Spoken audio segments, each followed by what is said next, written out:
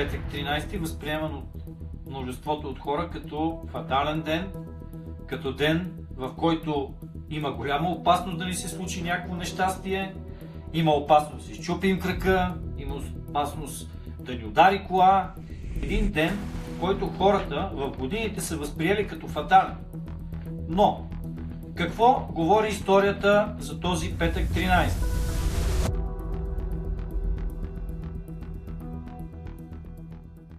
Здравейте! Аз се казвам Йордан Миленов и днешната тема на нашето видео е петък 13. Ще започнем с, може би, един от най-известните факти, които знаем от историята, с обвинението в ерес на великия магистър на Тамплиерския орден Жак Дю Моле от Филип IV Хубави, френския крал, разбира се подпомаган от папа Климент, като целта е била да бъдат заграбени имуществото и парите на тамплиерите. И затова тамплиерите са обвинени като еретици, като магьосници и точно на тази дата, 13 петък, 1307 година, великият магистър Жак Дю Моле е обвинен в ерес. По-късно той е изгорен на клада, като когато бива изгарен на кладата, е отправено проклятие към Филип, към френския крал и към папа Климент, като ги проклина да им се случат всички нещастия, които могат да съществуват на този свят. Дали има връзка проклятието на великия магистър? Фактите говорят следното. Филип IV Хубави има 3 деца, като и трите умират много млади. По този начин се прекъсва династията на Филип на Капетингите. По този начин проклятието на Жак Дю Моле стига и самият френски крал и неговите потомци. Питате какво се е случило с папа Климент. И него го постига подобна съдба. След няколко години умира в страшни мъки. Разбира се, най-обикновен рак на стомаха, но хората не го възприемат така. Те не знаят от какво боледува папа Климент и приемат този факт като Божие наказание.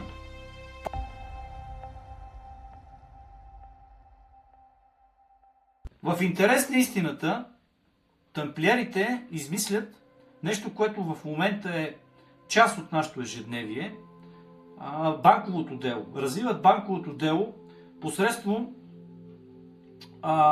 чековете. Те, де-факто, тези рицари тамплиери измислят чековите книжки. Каква е схемата?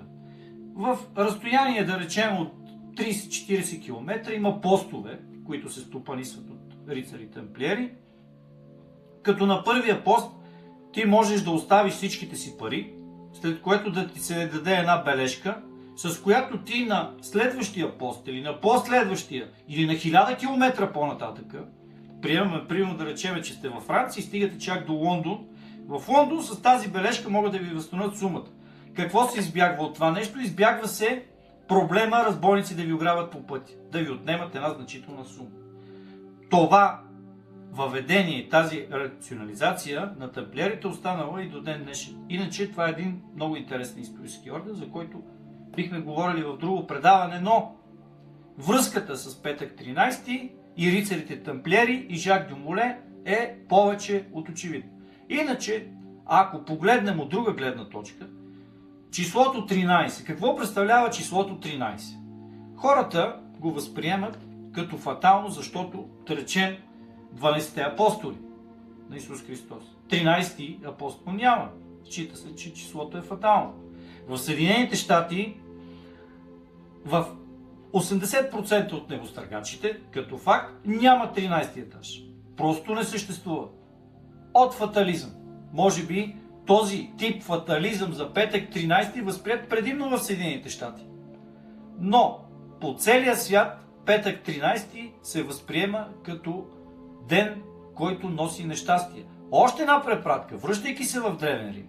Тогава, когато са измислени 12-те месеца, които използваме и днес, няма 13 месец. Месеците са 12. 13-то число старателно се избягва. Най-вероятно корените на този,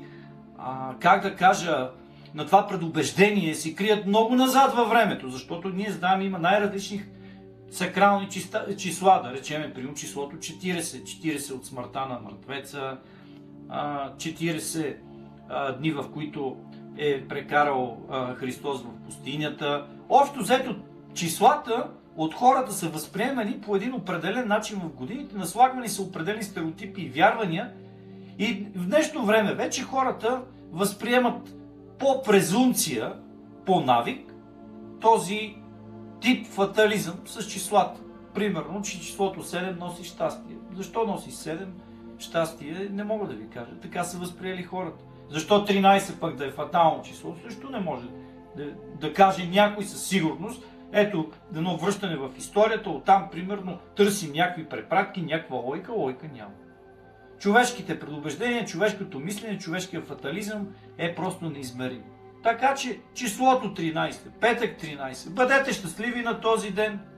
Разходете се в парка, послушайте музика, прочетете интересна книга, пуснете примерно фиш от тотото и може би ще успеете.